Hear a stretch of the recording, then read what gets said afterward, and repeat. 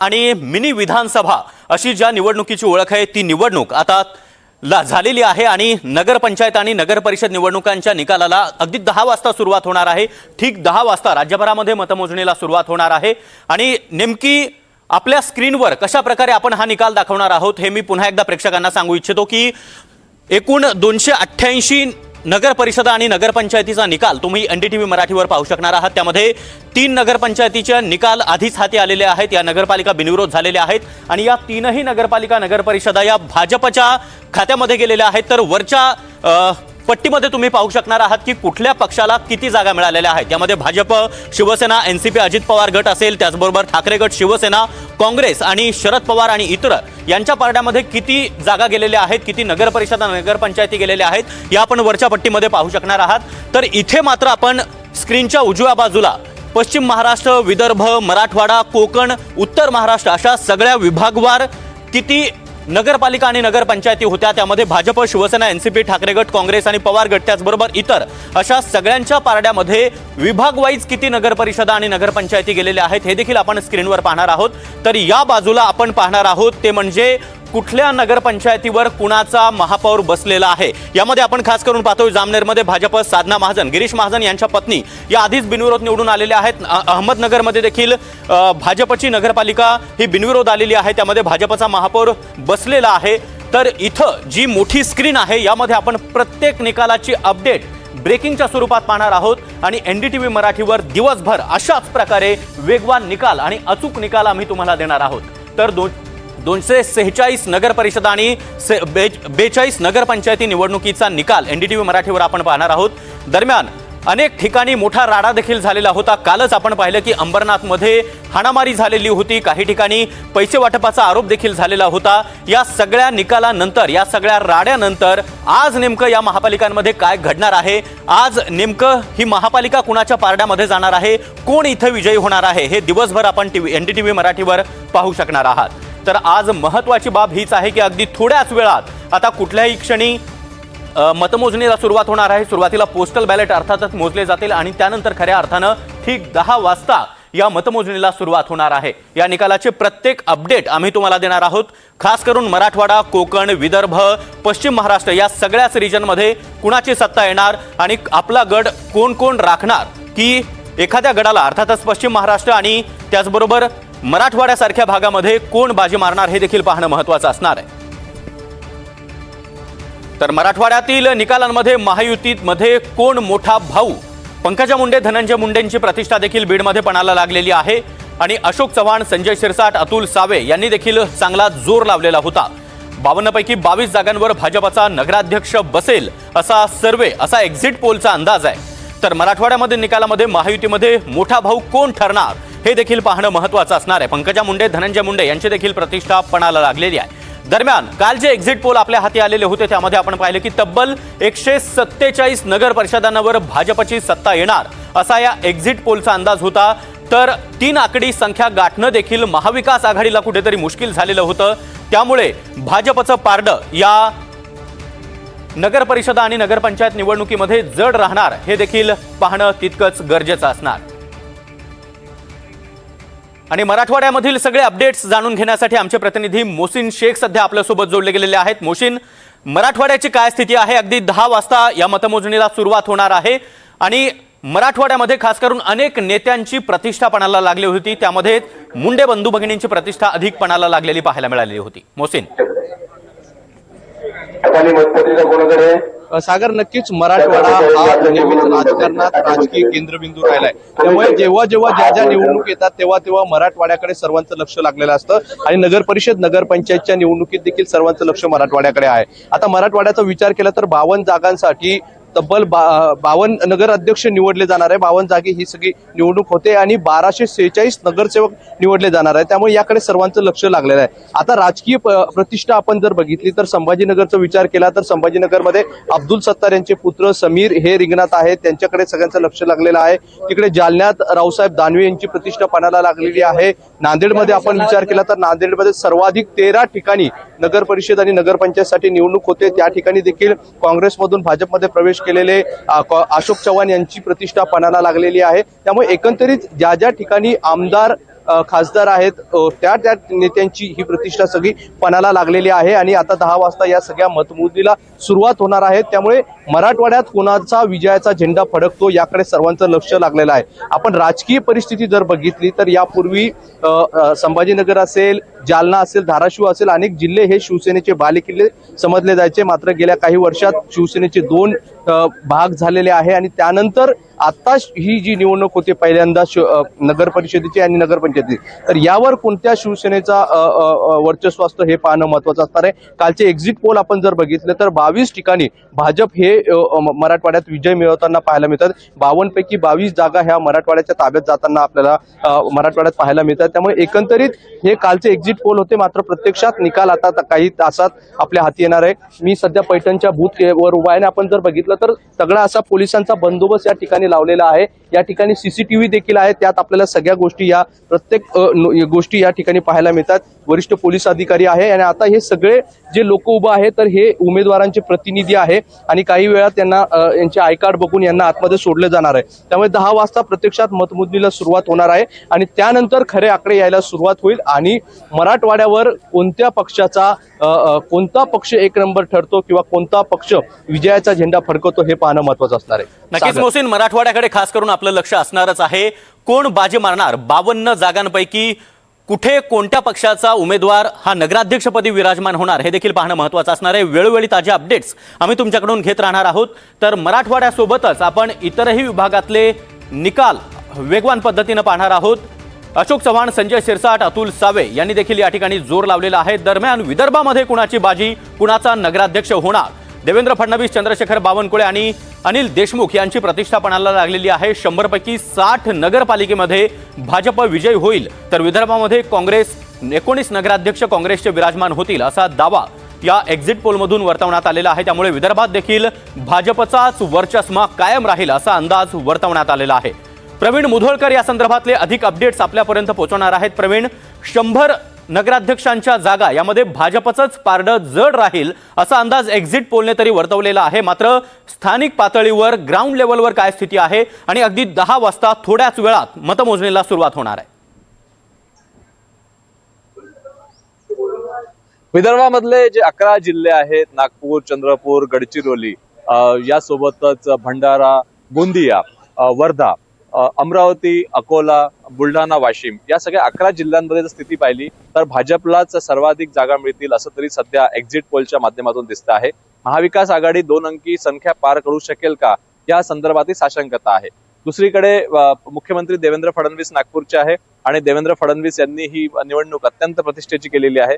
लोकसभेची निवडणूक असो किंवा विधानसभेची निवडणूक असो किंवा यानंतर होणाऱ्या महानगरपालिकांची निवडणूक असो, भाजप ही ऍक्टिव्ह मोडवरती असते 365 दिवस। तशीच काहीशी स्थिती नगरपालिकांमध्ये आहे। आता नागपूरची जर स्थिती पाहिली आपण तर नागपूरमध्ये ज्या पद्धतीनं पंचायतच्या निवडणुका आहे, 27 ठिकाणी या सगळ्या निवडणुका झालेल्या आहे आणि या निवडणुकांपैकी 27 पैकी 2 टप्प्यात ज्या निवडणुका झाल्या, आज मतमोजणी 10 वाजता होणार आहे।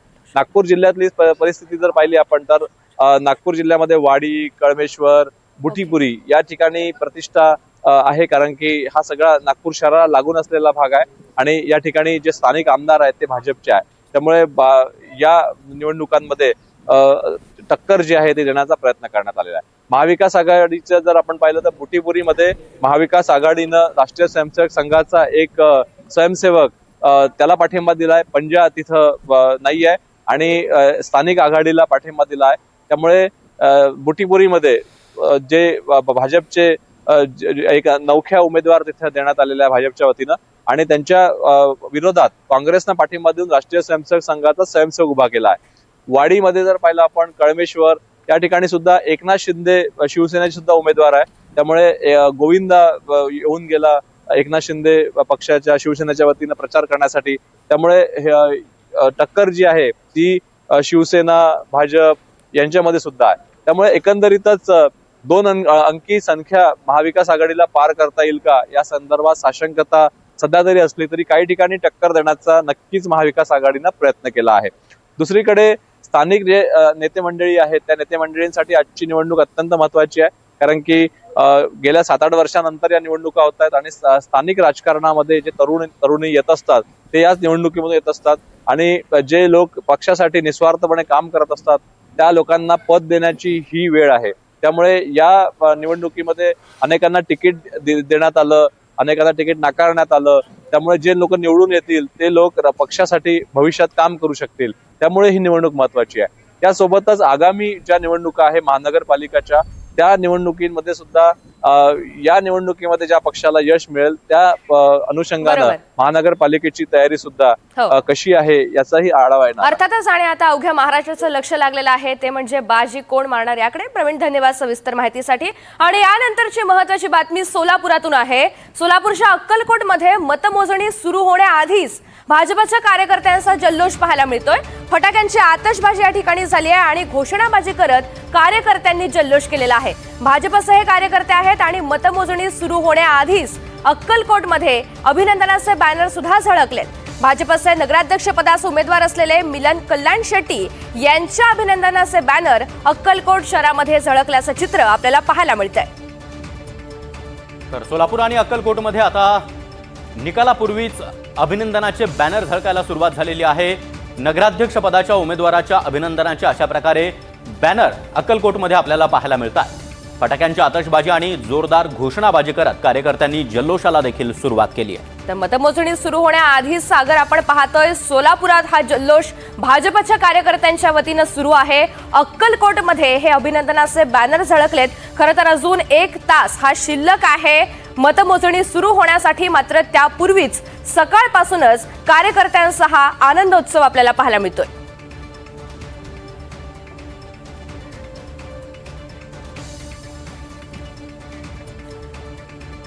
आणि यानंतर सागर आपण थेट कोकणात जाणार आहोत. कोकणात राणे विरुद्ध राणे अशी लढत होतीये. वैभव नाईक, उदय सामंत, नितेश राणे, निलेश राणे यांच्या प्रतिष्ठा पणाला लागलेल्या आहेत. रत्नागिरी, रायगड, सिंधुदुर्गात जोरदार चुरशीची लढत होतीये. कोकणात एक्झिट पोलनुसार भाजप शिवसेनेला बहुमत मिळण्याचा दाट अंदाज आहे. तर कोकणामध्ये राणे विरुद्ध राणे अशी प्रमुख लढत होत असतानाच वैभव नाईक, उदय सामंत, नितेश राणे, निलेश राणे यांच्या प्रतिष्ठा पणाला लागल्या. तर रत्नागिरी, रायगड, सिंधुदुर्गात जोरदार चुरशीची लढत आपल्याला पाहायला मिळते. कोकणामध्ये भाजप आणि शिवसेना यांच्यामध्येच काही ठिकाणी लढत आपल्याला पाहायला मिळाली होती. खास करून राणे विरुद्ध राणे असा सामना देखील आपल्याला पाहायला मिळालेला होता. नितेश राणे आणि निलेश राणे या बंधूंमध्ये जोरदार सामना कोकणामध्ये रंगल्याचं पाहायला मिळालेलं होतं. तर या सगळ्या संदर्भात अधिकची माहिती जाणून घेऊयात. गुरुप्रसाद दळवी आपल्यासोबत आहेत. गुरुप्रसाद, खरं तर तळ कोकणामध्ये असेल किंवा कोकणामध्ये सुद्धा असेल, प्रामुख्यानं राणे विरुद्ध राणे असा संघर्ष हा एकंदरीतच पाहायला मिळालेला होता. जोरदार प्रचार असेल एकमेकांच्या विरोधातला. आताची नेमकी समीकरणं, गणित कशी आहेत इथली?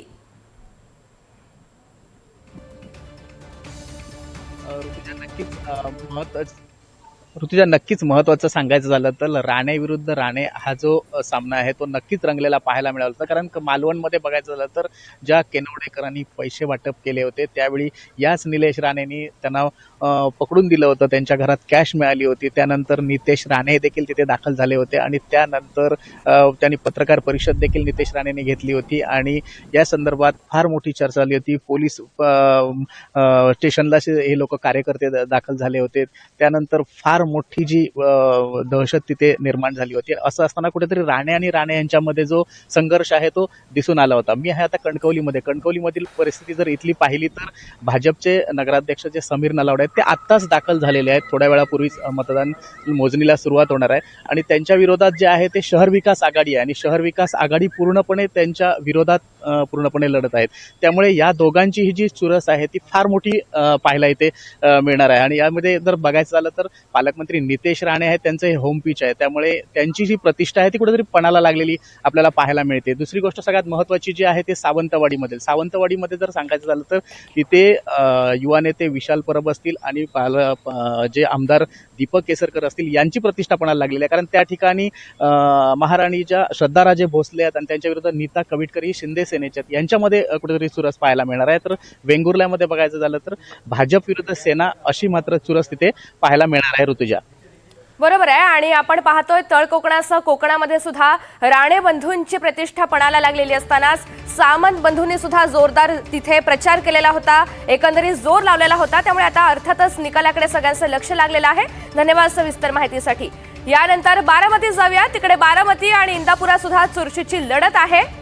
इंदापूर नगर परिषदेची निवडणूक ही अत्यंत प्रतिष्ठेची आणि संघर्षाची बनली आहे. या ठिकाणी 19 ते 20 वर्ष राष्ट्रवादी काँग्रेस अजित पवार गटासोबत राहिलेले तत्कालीन जिल्हाध्यक्ष प्रदीप गारटकर यांनी आपल्या पदाचा राजीनामा देत उपमुख्यमंत्री अजित पवार आणि कृषी मंत्री दत्तात्रय भरणे यांच्या विरोधातच दंड थोपटल्याचं पाहायला मिळालं होतं. बरोबर आहे. आणि त्याचमुळे सागर बारामतीमध्ये संपूर्ण राज्याचं लक्ष लागलेलं आहे. या ठिकाणी अजित पवार गट, शरद पवार गटानं इतर सगळ्या पक्षांना सोबत घेत पॅनल उभं केलेलं आहे. त्यामुळे भाजपनं देखील आपलं स्वतंत्र पॅनल पवार यांच्या विरोधात उभं केलं. एक मोठं आव्हान या ठिकाणी उभं केलेलं आहे. तर शिवसेना, एकनाथ शिंदे गट, बहुजन समाज पक्ष यांनी आपलं पॅनल उभं केलेलं आहे. तर बारामती आणि इंदापुरात आपण पाहतोय अगदी चुरशीची लढत आपल्याला पाहायला मिळते आहे. इंदापुरात प्रदीप गारटकर यांनी अजित पवार आणि कृषी मंत्री दत्तात्रय भरणे यांनाच आव्हान दिलेलं होतं. देविदास आपले प्रतिनिधी जोडले गेलेले आहेत. देविदास, इंदापुरात खास लढत पाहायला मिळालेली होती. प्रदीप गारटकर यांनी थेट आव्हानच दिलेलं होतं आपल्याच पक्षाच्या नेतृत्वाला, अर्थात अजित पवार आणि दत्ता मामा भरणे यांना.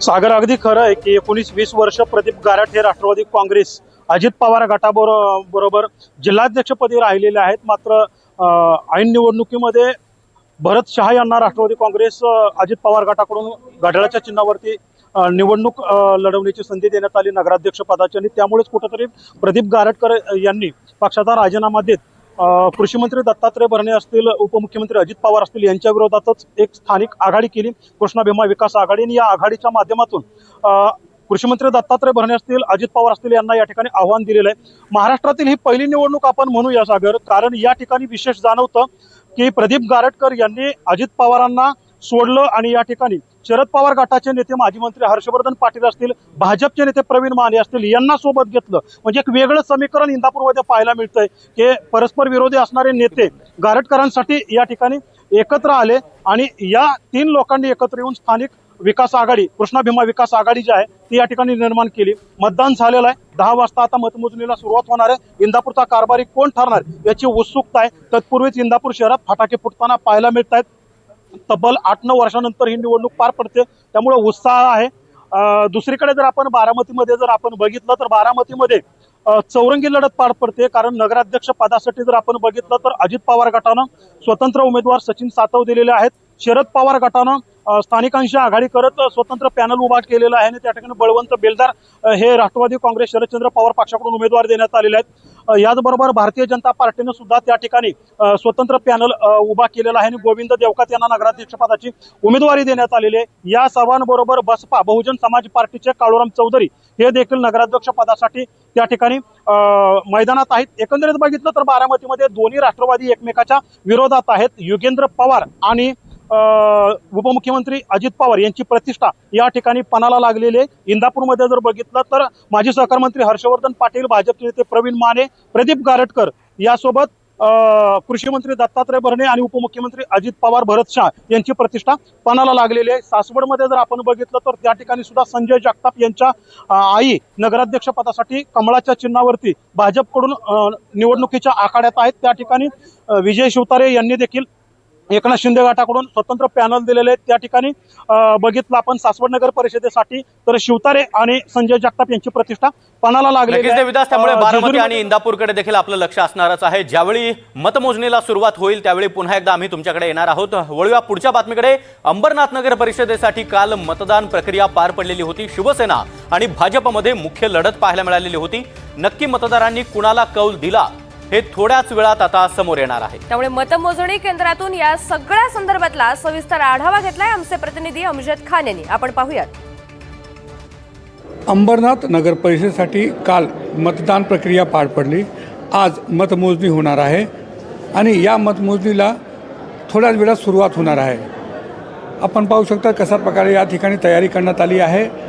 कर्मचारी जमले आहेत आणि थोड्या वेळात जे EVM मशीन आहे या ठिकाणी आणले जाणार आहे. एकूण 29 टेबलवर ही मतमोजणी होणार आहे. या नगर परिषदेसाठी नगराध्यक्षपदासह एकूण 60 जागांसाठी मतदान झालं आहे. भाजपा शिवसेना या पक्षात मुख्य लढत आहे. शिवसेना शिंदे गटाकडून मनीषा वालेकर आणि भाजपकडून तेजश्री करंजुले यांच्यात नगर अध्यक्षपदासाठी मुख्य लढत असल्याचे सांगितले जात आहे. ठाणे जिल्हा हा भाजप प्रदेशाध्यक्ष रवींद्र चव्हाण आणि उपमुख्यमंत्री एकनाथ शिंदे यांचा जिल्हा आहे. यात अंबरनाथसह बदलापूर या 2 नगरपरिषद निवडणुकीचा आज निकाल येणार आहे. मतदारांनी नक्की कोणाला कल दिला आहे थोड्या वेळात माहीत पडेल. कॅमेरामॅन प्रभात दाससह अमजद खान, NDTV मराठी, अंबरनाथ.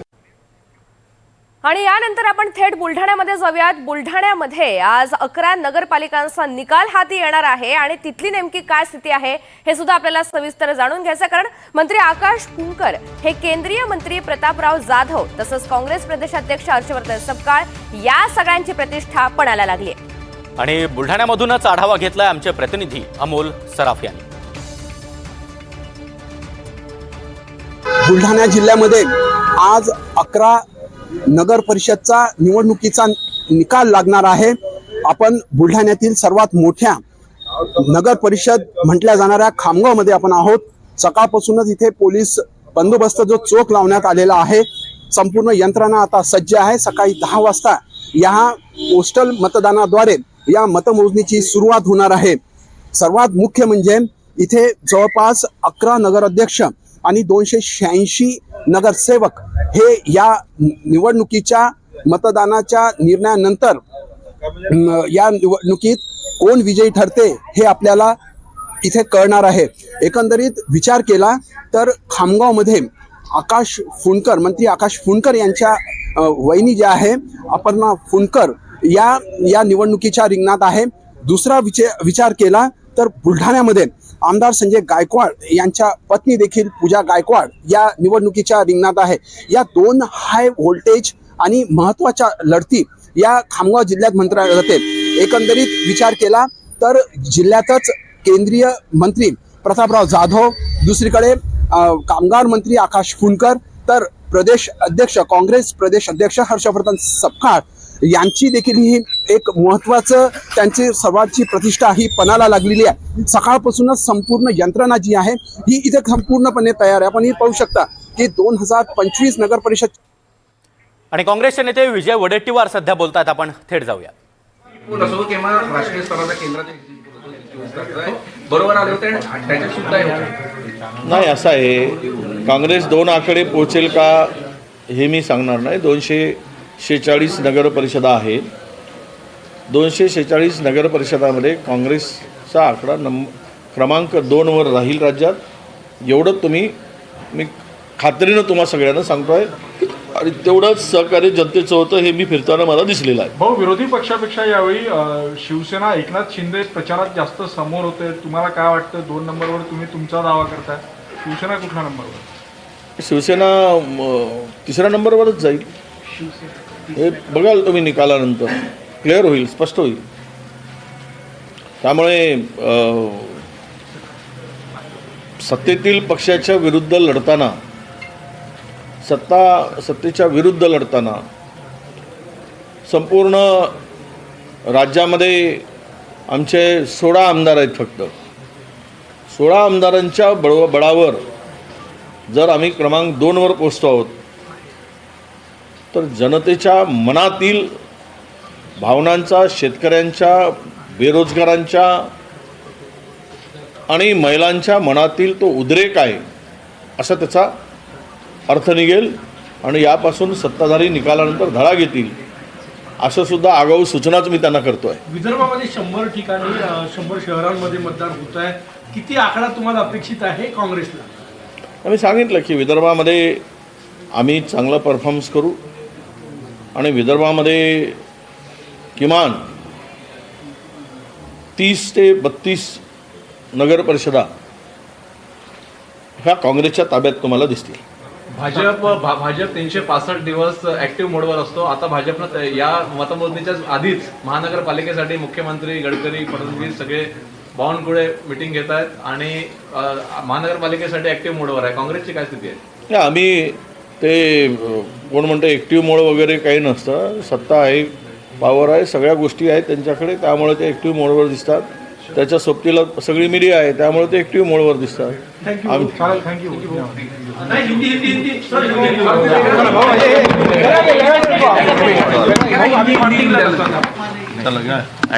आज महाराष्ट्र तर काँग्रेस नेते विजय वडेट्टीवार यांनी दावा केलेला आहे की या नगर परिषदा नगरपंचायत निवडणुकीमध्ये काँग्रेस दुसऱ्या क्रमांकावर राहील. अर्थातच भाजप राज्यभरामध्ये क्रमांक 1चा पक्ष होईल असा एक्झिट पोलचा अंदाज आहे. मात्र दुसऱ्या स्थानी शिवसेना शिंदे गट असेल असा अंदाज एक्झिट पोलनी वर्तवलेला होता. मात्र कुठेतरी हा अंदाज खोटा ठरेल आणि काँग्रेस 2 नंबरचा पक्ष होईल असा दावा विजय वडेट्टीवार यांनी केला. बरोबर आहे. 30-32 नगर परिषदा काँग्रेसकडे जातील असं विधान सुद्धा वडेट्टीवार यांनी केलेलं आहे. एकंदरीतच विजयाचा विश्वास ते व्यक्त करतात. अधिकाधिक जागांवर काँग्रेस निवडून येईल असा दावा सुद्धा त्यांनी केला. नक्कीच ऋतुजा, आणि एक्झिट पोलनुसार शिवसेना शिंदे गट ही दुसऱ्या क्रमांकावर राहील असा अंदाज होता. मात्र विजय वडेट्टीवार म्हणतायत की शिवसेना शिंदे गट हा 3ऱ्या क्रमांकावर जाईल आणि काँग्रेस हा 2ऱ्या क्रमांकाचा राज्यामध्ये पक्ष बनेल. आणि आता जाणार आहोत थेट नागपूरमध्ये. नागपूर जिल्ह्यातील वाडी इथल्या नगर परिषद इमारतीमध्ये मतमोजणी आता प्रक्रिया थोड्याच वेळात सुरू होणार आहे. अवघा अर्धा तास शिल्लक राहिलेला आहे आणि इथली नगर परिषद इमारतीमधील मतमोजणी केंद्र हे सज्ज झालेलं आहे आणि याचाच आढावा घेतलाय आमच्या प्रतिनिधींनी संजय तिवारी यांनी. 2 डिसेंबरला मतदान झालं होतं. आज 19 दिवसानंतर मतमोजणीला सुरुवात होणार आहे. आम्ही नागपूर जवळच्या वाडी नगर परिषदेसमोर आहोत. इथे मतमोजणी टेबल क्रमांक, फेरी क्रमांक सगळं लिहिलेलं आहे आणि मुख्य म्हणजे पोलीस विभागाकडनं इथे अनाउन्समेंट केली जाते. पार्किंग कुठे करायचं आहे, वाहतुकीला अडथळा होणार नाही या संदर्भामध्ये जे कार्यकर्ते येतील, उमेदवार येतील त्यांच्यासाठी इथे अनाउन्समेंट करण्यात येत आहे. आणि आतमध्ये नगर परिषदेची इमारत आहे, आपण पाहू शकतो. या इमारतीच्या 4थ्या मजल्यावरती मतमोजणी होणार आहे आणि त्याची पूर्ण व्यवस्था करण्यात आलेली आहे. आपण पाहू शकतो की पोलिसांचा कडेकोट बंदोबस्त आहे. आत्ता पोलिसांचा नाश्ता आणि चहा झालेला आहे आणि सगळे आता तयारीला लागणार आहे. तो फायर ब्रिगेडची गाडीसुद्धा इथे सज्ज करून ठेवण्यात आलेली आहे. आपण 4थ्या फ्लोअरवर जाऊया आणि पाहूया तिथे मतमोजणीसाठी काय तयारी करण्यात आलेली आहे. आम्ही 4थ्या मजल्यावर आलेलो आहे. 4थ्या मजल्यावरती मतमोजणीची कडेकोट बंदोबस्त करण्यात आलेला आहे. पोलीस इथे उपस्थित आहेत. आपल्यासोबत रिचा धाबर्डे मॅडम आहेत, ज्या नगर परिषदेच्या CEO आहेत. मॅडम, काय तयारी, काय विशेष तयारी आणि प्रक्रिया कशी असणार? तयारी म्हणजे आम्ही आपल्याकडे 13 प्रभाग आहेत. तर 13 प्रभागांचे आम्ही 13 राऊंड घेणार आहोत. प्रभागने मतमोजणी होणार आहे. म्हणजे एका बूथला, एका वार्डसाठी जर 6 बूथ असतील तर 6 टेबल आम्ही ठेवलेले आहेत आणि ती एका वेळेस एकाच प्रभागाची मतमोजणी कंप्लीट होईल. सर्वप्रथम आम्ही टपाली मतपत्रिकेची मोजणी करू. त्यानंतर आम्ही EVM आपलं बॅलेट CU युनिटचं चेकिंग करू. आम्ही प्रत्येक उमेदवारांना त्या प्रतिनिधी नेमून दिलेले आहेत. त्यांच्या प्रतिनिधींनाच फक्त वरती एंट्री आहे. त्यासाठी आवश्यकता म्हणजे खबरदारी म्हणजे आम्ही कुणालाही मोबाईल अलाउड केले नाही, कुठले इलेक्ट्रॉनिक डिव्हाइस आम्ही अलाउड केले नाही, रेकॉर्डिंग डिव्हाइसेस नाही किंवा कुठलीही म्हणजे इलेक्ट्रॉनिक डिव्हाइसेस ते वापरणार नाहीत. त्यानंतर प्रत्येकाला जे कॅन्डिडेट सेट केले आहे, कॅन्डिडेटनी आहे, आम्ही VM4मध्ये ते मतदानही करू. जोपर्यंत उमेदवार प्रतिनिधींची खात्री होत नाही तोपर्यंत CU युनिट हे बंद होणार नाही आणि स्ट्रॉंग रूममध्ये जाणार नाही. कारण एकदाच स्ट्रॉंग रूममध्ये गेली CU मशीन तर ती परत येत नाही. त्याच्यामुळे जी आहे ती शंका आम्ही टेबलवरच निराकरण करण्याचा मी प्रयत्न करतो आहे. आणि यानंतर थेट कोल्हापुरात जाऊयात. कोल्हापुरात निवडणूक या निकालापूर्वीच काही बॅनर झळकलेले होते आणि त्यावर उमेदवारांनी आक्षेप नोंदवलेला आहे. कागलमध्ये अशा स्वरूपाचे बॅनर झळकल्याचं पाहायला मिळालं.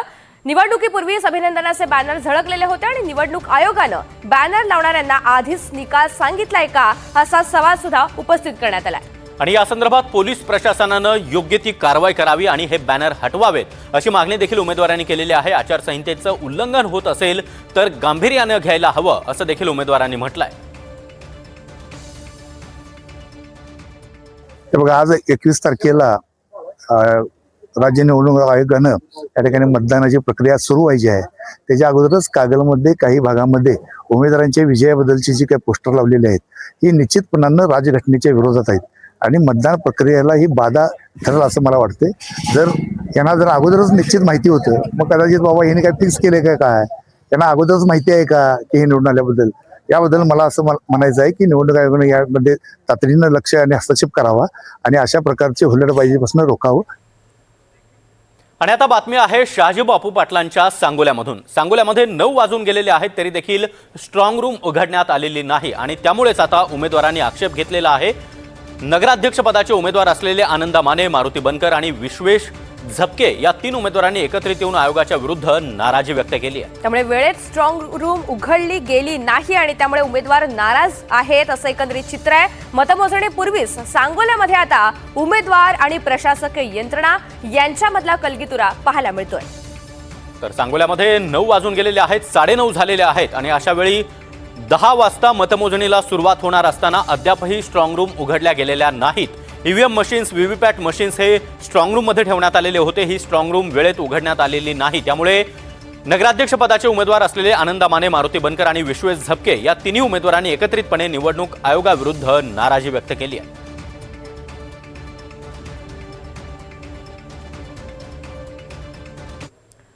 आणि यानंतर बीडमध्ये जाऊयात. बीडमधील 6 नगर परिषदांसाठी आज मतमोजणीची प्रक्रिया राबवली जाणार आहे आणि त्यामुळे अर्थातच इथे काय होणार, काय चित्र स्पष्ट होणार याकडे लक्ष असणार आहे.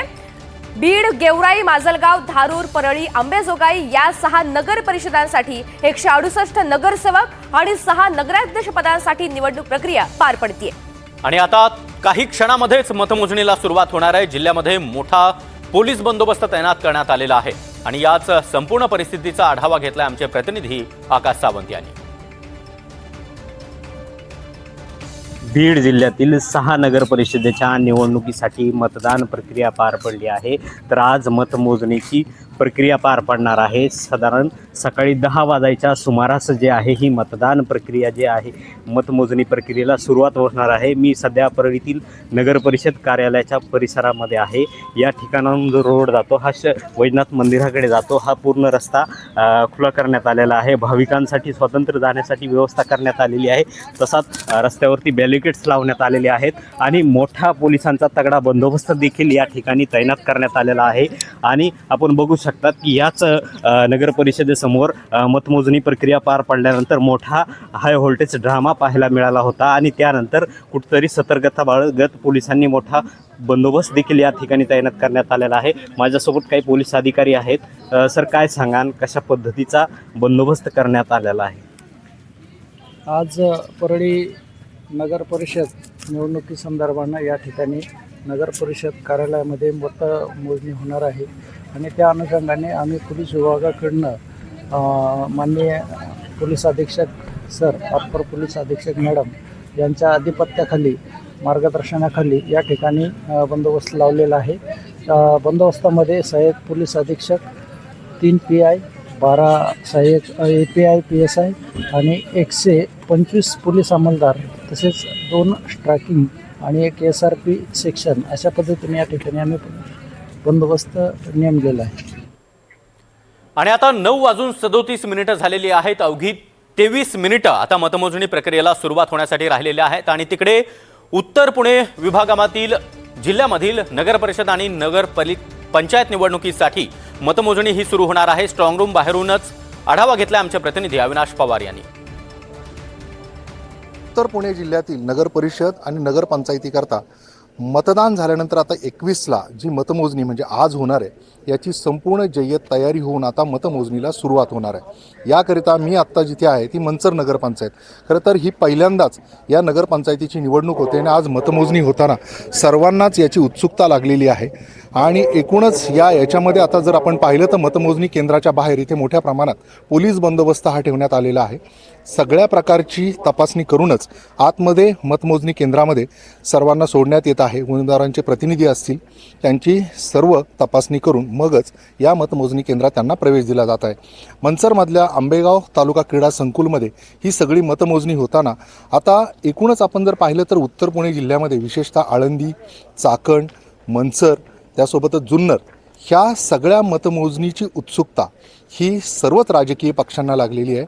पक्षीय बलाबल कसं असेल हे पाहणं तितकंच गरजेचं आहे. त्यासोबतच अनेक दिग्गज नेत्यांची प्रतिष्ठा देखील इथे पणाला लागलेली आहे.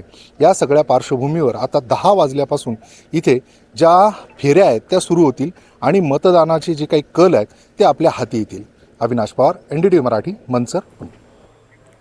तर तिकडे सांगली जिल्ह्यातल्या 8 नगर परिषद आणि नगर पंचायतींसाठी आज मतमोजणी होणार आहे आणि याच पार्श्वभूमीवर पोलिसांचा मोठा तगडा बंदोबस्त या ठिकाणी तैनात करण्यात आलाय। या सगळ्याचा आढावा घेतलेला आहे आमचे प्रतिनिधी शरद सातपुते यांनी। सांगली जिल्ह्यातील 6 नगर परिषद आणि 2 नगर पंचायतीचं भविष्य आज उलगडणार आहे। जवळपास 8 नगराध्यक्षासाठी 41 उमेदवार रिंगणात होते, तर 181 नगरसेवकासाठी जवळपास 600 उमेदवार रिंगणात होते।